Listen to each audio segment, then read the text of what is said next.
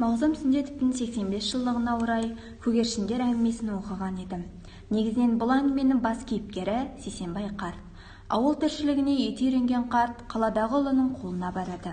Кемпірінен айырылған оған демеутек немерелер мен қаланың қу күйбең тіршілігі. Бірақ бәрінен жат, суық, тағдырдың тауқыметін көрген Маржан деген кейіпкер бар. Басқаларға суық жүзді, қияли болып көрінгенімен ол ауланың тазалығына және өзінің көгершіндеріне мейіріммен қарайтын. Бірақ Маржан әжей сырқаттанып дүниеден өтеді. Суық хабарды естіген аула тұрғындары қабір басына жол тартады. Бір қызығы, қабір басында Маржан әжей өзі баққан көгершіндер ұшып жүреді. Шынында өзі баққан көгершіндер Маржан әжейді соңғы сапарына қанаттарын қаға, біреуі қабір басына отырып шығарып салуда.